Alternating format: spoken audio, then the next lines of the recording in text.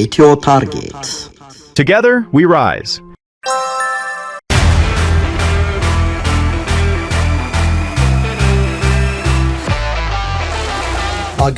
አገሩን በብሔራዊ ቋንቋው ፖርቹጋልኛ ካቦ ቬርጄ ይላታል።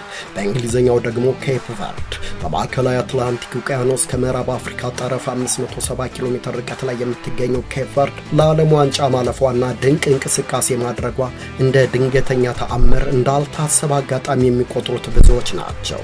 ይህ ግን እውነት አይደለም።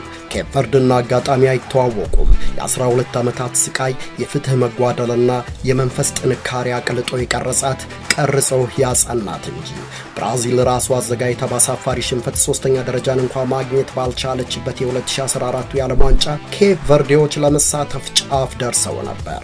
በፊፋ ያልተጠበቀ ውሳኔ ግን ከውድድሩ ውጭ ሆኑ። ብዙዎቹ ደጋፊዎች በተስፋ መቁረጥ አንገታቸውን ደፉ። የኬፕ ቨርድ ተጫዋቾች በአንጻሩ ከብረት በጸና የራስ መተማመንና ተስፋ ነገም ሌላ ቀን ነው አሉ። እናም የደረሰባቸውን በደል በብቃታቸው ለመበቀል 12 ዓመታት ታገሉ። ኬፕ ቨርዶችን አንገት ያስደፋው የፊፋ ውሳኔ ምን ነበር? ኢትዮ ታርጌት ዝርዝር አላት።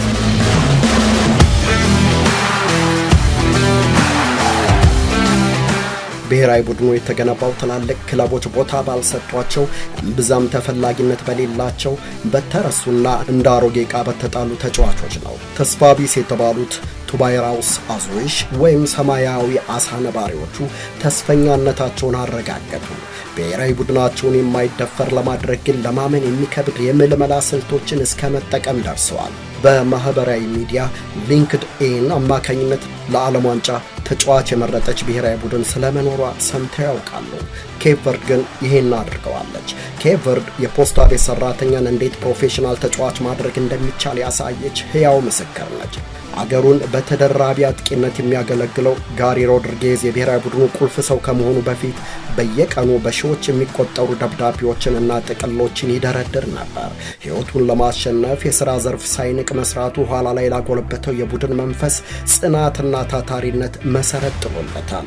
በፖስታ ቤት ሰራተኝነት የገነባው ሰብዕና ትዕግስትን፣ ስነ ስርዓትንና የጊዜን አስፈላጊነት አስተምሮታል። ነገር ግን በውስጡ የነበረውን የእግር ኳስ ፍቅር የደንበኞች ደብዳቤዎችና የፖስታ ከረጢቶች አልደበቁትም።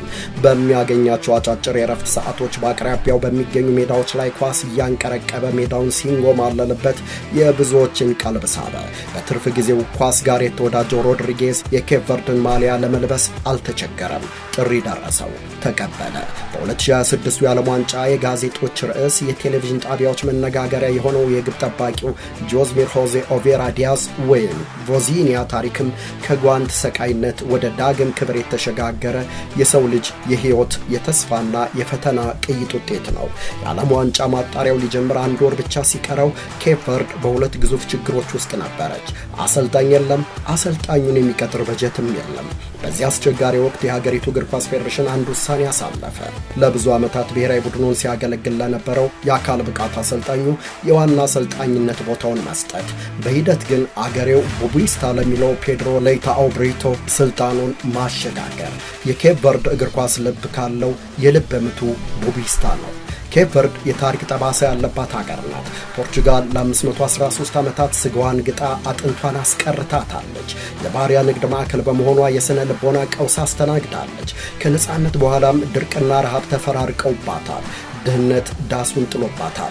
በዚህ ምክንያት በርካታ ዜጎቿ ለስደት ተዳርገዋል።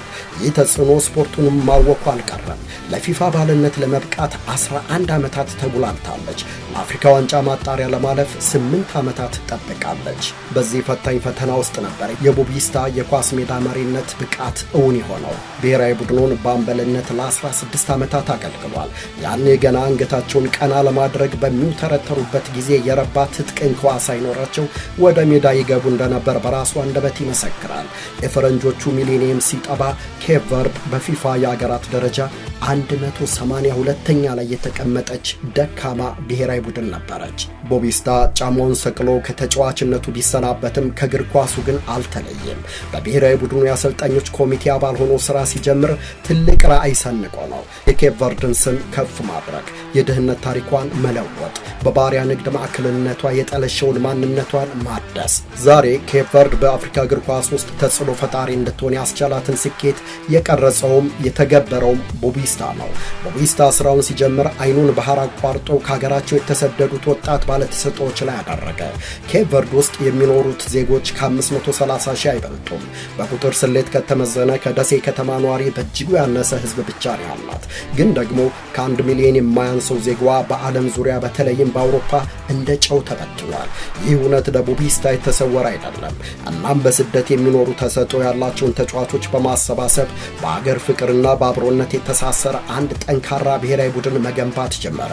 በእርግጥም የኬፕ ቨርድ እግር ኳስ ችግር በደሴቶቿ ዙሪያ ቢቀነበብም መፍትሄው ግን ከውቅያኖስ ማዶ በሚኖሩት ዲያስፖራዎች እጅ ላይ ሆነ። ሉዊስ ናኒና ኑኖ ሜንዴስ ፖርቹጋል ቢወለዱም የወላጆቻቸው ሐረግ ከኬፕ ቨርድ ይቀዳል። ፓትሪክ ቬራ ሴኔጋል ዳካር ተወልዶ ለፈረንሳይ ብሔራዊ ቡድን ቢጫወትም በእናቱ ኬፕ ቨርዲያዊ ነው። ሄንሪ ክላርሰን ስዊድን ሄልሲንግበርግ ውስጥ ተወልዶ ለስዊድን ቢሰለፍም አባቱ በኬፕ ቨርድ ተወላጅነቱ ይታወቃል። ክርስቲያኖ ሮናልዶም ቢሆን በአያቱ ማንነቱ ከኬፕ ቨርድ ይቀዳል። ትልቁ ተግዳሮት ግን ተጫዋቾቹን ማሳመኑ ላይ ነበር። 8000 መቀመጫዎች ብቻ ባሉትና አርቲፊሻል ሳር የተነጠፈለት ሜዳ ባላት ሀገር ውስጥ ኑና ተጫዋቱ ማለት እንዴት ይቻላል? ጥያቄው ቢከብድም የመልሱን ተስፋ እያሰበ ስራውን ጀመረ። ጉዞ ወደ ታላቅነት። በ2010 ከቀድሞ ቅኝ ገዥዋ ታላቋ ፖርቹጋል ጋር የወዳጅነት ጨዋታ አደረገች። 2-1 በመውጣት ዓለምን አስደመመች። በዚህ ጨዋታ ከመጀመሪያ 11 ተሰላፊዎች 5ቱ ፖርቹጋል ውስጥ ያደጉ ነበሩ። በዚህ ሂደት ነው የኬፕ ቨርድ የመጀመሪያ እውነተኛ የእግር ኳስ ኮከብ ብቅ ያለው ሪያን ሜንዴስ። በ18 ዓመቱ ፖል ፖግባ እና ቤንጃሚን ሜንዲን የመሳሰሉ ኮከቦች ባሉበት በፈረንሳዩ ሊሃቭር አካዳሚ ፈረመ። ከጥቂት ዓመታት በኋላም የቤልጅየሙ ሊል ኤደን ሃዛርድን ለመተካት የሪያን ሜንዴስን አገልግሎት መፈለጉ የችሎታውን ጥግ ያሳያል።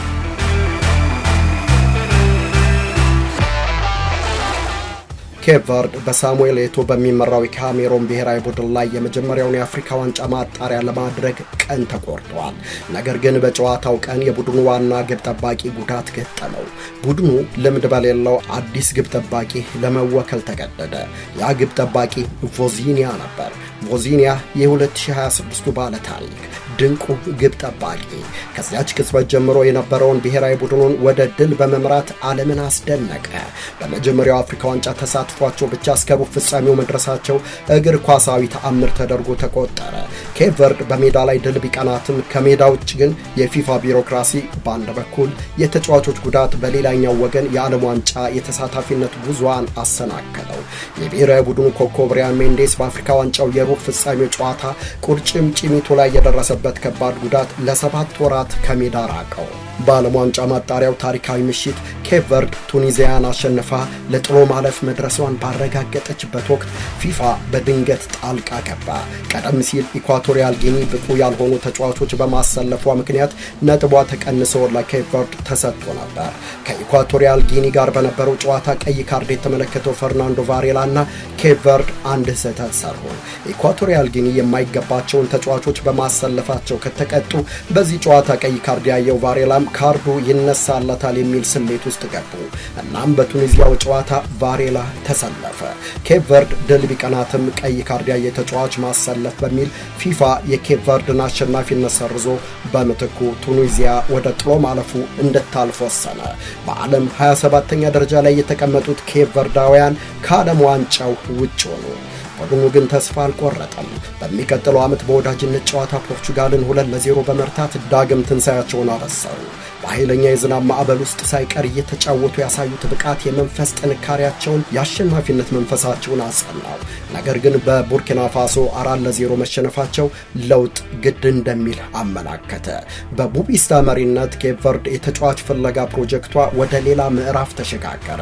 በኔዘርላንድስ 2ኛ ሊግ በአርነ ስሎት የሚሰለጥነው ጃሚሮ ሞንቴሮ እና በፈረንሳይ 5ኛ ዲቪዚዮን በትርፍ ጊዜው የሚጫወተውን ኑኖ ዳ ኮስታ ላይ ትኩረት አደረጉ። ዘመኑ የሚጠይቀውን ቴክኖሎጂ ቴክኖሎጂን በመጠቀም የቡድናቸውን ስብስብ ለማጠናከር የሄዱበት ርቀት የድል ረሃባቸውን በደማቁ የሚያሳይ ነበር። ቦቪስታ የኬፕ ቨርዴ የደም ዝምድና ያላቸውን ተጫዋቾች ለማግኘት በሌሊት ጭምር በኢንተርኔት እስከ መፈለግ ተሻግሯል። በድንገት አይኑ አንድ የሊንክድ ኢን ገጽ ላይ አረፈ። የሻምሮክ ሮቨርስ የመሃል ተከላካይ ፒኮ ሎፔዝ ነበር። ያለምንም ማቅማማት ለብሔራዊ ቡድኑ እንዲጫወት ጥሪ አስተላለፈለት። ነገር ግን ፒኮ አይርላንድ ደብሊን የተወለደና ያደገ በመሆኑ አንድም ፖርቹጋልኛ ቃል መናገር አይችልም። እንደውም የተጻፈለትን ጽሑፍ የማይፈልግ መልእክት ወይም ስፓም አድርጎ በመፈረጅ ችላ ነው። ቦቪስታ ግን ተስፋ አልቆረጠም። ደጋግሞ ያንኑ መልእክት ላከለት ለ9 ተከታታይ ወራት። ፒኮ ይሄኔ ነው መልእክቱ አንዳች ቁም ነገር እንዳለው የተረዳው። እናም መልእክቱን ኮፒ አድርጎ ጉግል እንዲተረጉምለት አደረገ። የብሔራዊ ቡድን ጥሪ መሆኑን አረጋገጠ። ይሄ ሁሉ ሲሆን ቦቪስታ የብሔራዊ ቡድኑን ዋና አሰልጣኝ ሹመት አላገኘም። ከዚህ በኋላ ግን የኬፕ ቨርዴ የእግር ኳስ ተንሳይ መሐንዲስ ቦቪስታ መሆኑን ያመነበት የሀገሪቱ እግር ኳስ ፌዴሬሽን የአሰልጣኝነት ቦታውን አስረከበው። የተረሱ ተሰጥኦችን በባትሪ ፈልጋ ያገኘችው ኬፕ ቨርድ የእግር ኳስ አብዮቷን አቀጣጠለች። ቦቪስታ የብሔራዊ ቡድኑን ሙሉ ኃላፊነት ሲረከብ በአእምሮ የነበረው ቅድ ለውጥን በሜዳ ላይ ብቻ ሳይሆን በቡድን ነፍስ ውስጥ ማምጣት ነበር። ቦቪስታ የመጀመሪያውን ትዕዛዙን አስተላለፈ። ተጫዋቾች በሜዳም ሆነ ከሜዳ ውጭ በክሪዮል ቋንቋ ብቻ እንዲነጋገሩ፣ ቋንቋውን የማያውቁት ካሉ እንዲማሩ አቅጣጫ ሰጠ። ይህ ውሳኔ ተጫዋቾቹ ለየትኛው ባንዲራ እንደቆሙ፣ የትኛውን ሕዝብ እንደወከሉ እንዲያውቁት የተወሰነ እርምጃ ነበር። የቦቪስታ ዘዴ አንጸባራቂ ውጤት ማምጣት ጀመረ። የኮቪድ ወረርሽኝ ዓለምን ባወከበት በዚያ ቀውጢ ጊዜ ኬፕ ቨርድ የብራዚልን ኦሎምፒክ ቡድን በመርታት የማይረሳ ታሪክ እስከ መጻፍ ደርሳለች። በዚያው ዓመትም ወደ አፍሪካ ዋንጫ ተመለሰች። ተጫዋቾቹ በሁለት የተለያዩ ሆቴሎች የምግብ መመረዝ ቢያጋጥማቸውም ፈተናዎችን አልፈው ጥሎ ማለፉን እስከ መቀላቀል ያበቃ ብቃት አሳይተዋል። ቦቪስታ በዓለም ዙሪያ ተበታትነው የነበሩ የኬፕ ቨርድ ዝርያ ያላቸውን ታላላቅ ተሰጥኦች በማሰባሰብ የማይቻል የሚመስለውን ተአምር እውን አድርጓል። ዛሬ ኬፕ ቨርዴ በ6 የተለያዩ ሀገራት የተወለዱ በ16 የተለያዩ ሊጎችና በ25 የተለያዩ ክለቦች የሚጫወቱ 25 ተጫዋቾችን ይዛለች። ይህ ታላቅ ብቃትና የጋራ ራዕይ ቡድኑን በዓለም የእግር ኳስ መድረክ ላይ የማይናቅ ኃይል አድርጎታል። ኬፕ ቨርድ በዓለም ዋንጫው መድረክ ላይ ከታዩ ድንቅ አገራት በቀዳሚነት እየተነሳች ነው። ከስፔን ጋር አቻ በማውጣት በኡራጋይና ሳውዲ አረቢያ ላይ ብልጫ ወስደው አቻ በመለያየት ጥሎ ማለፉን ቢቀላቀሉም አርጀንቲናን ፈትነው በ3-2 ውጤት ተሰናብተዋል። የቀድሞ የእንግሊዝ ብሔራዊ ቡድንና የቼልሲ አማካይ ስፍራ ተጫዋቿ ካረን ካርኔ በጣም አነቃቂ ጨዋታ ነበር። የዓለም ሻምፒዮና አርጀንቲና በዓለም ትንሽ በሆነችው አገር ስትፈተን አይተናል። በዚህ የዓለም ዋንጫ ካየኋቸው ጨዋታዎች ድንቁ ይሄኛው ነው ብላለች። የቀድሞ የስኮትላንድ አጥቂ ጄምስ ማክፋደን እንደ ሮኪ ፊልም ነበር። ኬፕ ቨርድ አሸነፈች እንጂ አልተሸነፈችም። ድፍረትን፣ አብሮነትን፣ አንድነትንና ማንነታቸው ምን እንደሆነና ምን መስራት እንደሚችሉ ለዓለም ያሳዩ አሸናፊዎች ናቸው ብሏል። ኬፕ ቨርድ ከ130 ደቂቃ ትንፋሽ ነጣቂ ትንቅንቅ በኋላ ተሸናፊ ብትሆንም ቢቢሲ ባወጣው የተጫዋቾች ብቃት ዝርዝር ኮከብ ብሎ የመረጠው ግን ግብ ጠባቂውን ቮዝኒያን ነው። ከ10 9.50 በመስጠት በጨዋታው 8 ያለቀላቸውን ኳሶች ያዳነውና ዳግም ብቃቱን ያረጋገጠውን ቮዝኒያን አስመልክቶ ጋሪ ኔቭል ባሰፈረው መልእክት ይህ ሰው እስከ ዛሬ የት ነበር? እያንዳንዱ የሚወስዳቸው እርምጃዎች የተረጋጉና የተጠኑ ናቸው ሲል አድንቆታል። ከኬፕ ቨርድ በኩል አነስተኛ ውጤት የተሰጠው ጌልሰን ቤንችሞር ሲሆን የሱም ከ10 8.70 ነው። በአንጻሩ ከአሸናፊው አርጀንቲና በኩል ከፍተኛ ውጤት የተሰጠው ለትንሹ ምትሃተኛ ሊዮኔል ሜሲ ሲሆን ከ10 6.16 ተሰጥቶታል። ይህ በዓለም እግር ኳስ ታሪክ ያልተለመደ ተብሏል። ከአሸናፊ ቡድን ተጫዋች ኮከብ በሚመረጥበት መርሃ ግብር የኬፕ ቨርድ ተጫዋቾች አርጀንቲናውያንን መብለጣቸው አዲስ ምዕራፍ የከፈተ ክስተት ሆኖ አልፏል። ብዙ ተወርቶላቸው በጧቱ ከተሰናበቱት ቱኒዚያ፣ ደቡብ አፍሪካ፣ ሴኔጋል፣ ዴሞክራቲክ ሪፐብሊክ ኮንጎ፣ አልጄሪያ፣ አይቮሪ ኮስትና ጋና በላይ የአፍሪካ ኩራት ሆናለች። በዓለም ዋንጫው ውድ ስብስብ እንጂ የረባ ብቃት ያላሳዩትን እንግሊዝን፣ ቤልጅየምን፣ ፖርቹጋልንና አርጀንቲናን ወደ ቀጣዩ ዙር አሳልፎ ቀጥሏል። እስከዚያው ቸርን ሰንበት።